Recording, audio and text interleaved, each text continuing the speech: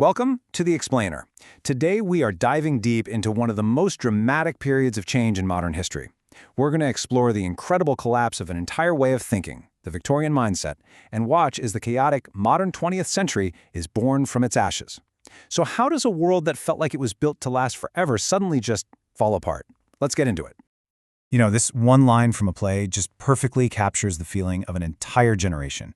Imagine everything you believe in, everything that feels solid and predictable, just dissolving right under your feet. It's this profound sense of shock, of disorientation, and it's the absolute key to understanding the story we're about to tell. So, to really get why this collapse was such a massive deal, we first need to understand what exactly was being shattered. Our story has to start in the Victorian era, a time that, for the people living in it, genuinely felt like it was built on foundations of solid rock, designed to last forever and ever. Life back then was really governed by these core ideas. The big questions in life, they felt settled. Things like family, the British Empire, the church, these were seen as permanent fixtures. Authority figures, doctors, priests, your dad, you were expected to respect them, no questions asked. The general vibe was just acceptance. You confirm, you affirm, you don't rock the boat because everyone and everything had its proper place in a very, very structured society. But this entire worldview, it was on a collision course with the spirit of a brand new century. Acceptance was about to be replaced by relentless questioning.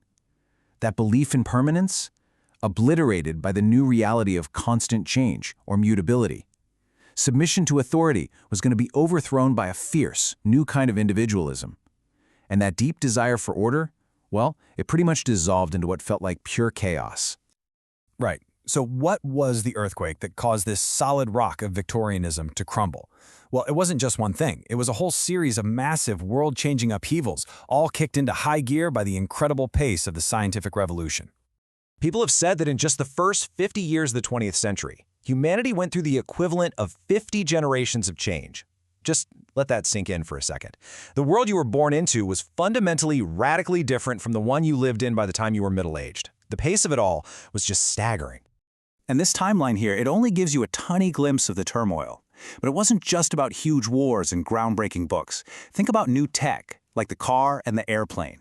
These had a massive social impact. They didn't just change travel. They gave young people a level of mobility they'd never had before. Suddenly you could just leave. You could escape your parents' control. And that mobility helped fuel a huge cultural revolt against the old ways. The world was literally and figuratively in motion. Okay, so you've got this brand new, super fast, kind of chaotic world. It needed a new instruction manual, right? A new philosophy to make sense of it all. And the writer, George Bernard Shaw, maybe more than anyone else, gave this new era its motto. And this became the central question. The whole conversation just flipped on its head. It went from, okay, what should we believe, to the much more radical, hold on, should we believe anything at all? Every single old certainty was suddenly put on trial for its life.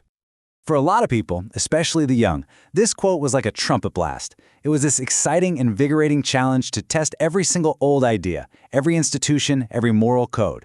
The question Shaw was asking was so powerful. Hey, if we're smart enough to constantly upgrade our technology, why on earth can't we upgrade our society? So all this chaos, it absolutely blew up the art world, especially literature. The old agreement on what art was even for completely shattered, and two main camps basically emerged. The first one believed that art had to have a social purpose. It had to do something. And this was the core belief of the Fabian Society. For these guys, art wasn't just for decoration or some kind of high-minded entertainment. No, it was a tool, a powerful weapon to be used for political and social reform. They were all about championing the masses, and they truly believed literature could be a force for building a better, fairer world. But, and this is a huge but, at the very same time, another incredibly influential group of writers went in the complete opposite direction. Instead of trying to engage with the masses, they pretty much retreated from them into this new world of complex, dense, and deeply intellectual art. And wow, this slide really lays it all out. You couldn't have two more different answers to the question, what is art for? On one side, you have the Fabians, writing for the whole community, trying to change society. And on the other, you have modernists like James Joyce, writing for a tiny, highly educated audience, chasing this idea of pure artistic beauty.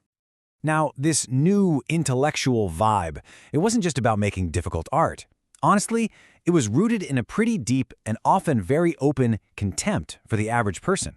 I mean, this early review of Joyce's masterpiece Ulysses makes that stunningly clear. It calls the general public a hydra-headed rabble. Ouch. And if you thought that was intense, listen to this from T.S. Eliot, another giant of modernism. The split is on full display here. He's basically arguing that for literature to have any real value, it has to appeal to only a select few. The very idea of popular art to him was a principle of disorder. It's an absolutely incredible statement. Okay, so the old world is shattered. Art is split right down the middle. What happens next?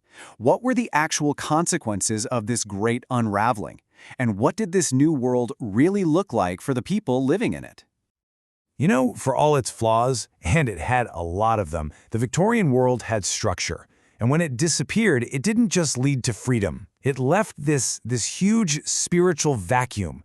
The empire dissolved, closing off these paths for adventure. Mass production meant the death of individual craftsmanship, and the individual, who used to be part of an ordered system, now just felt lost in the crowd.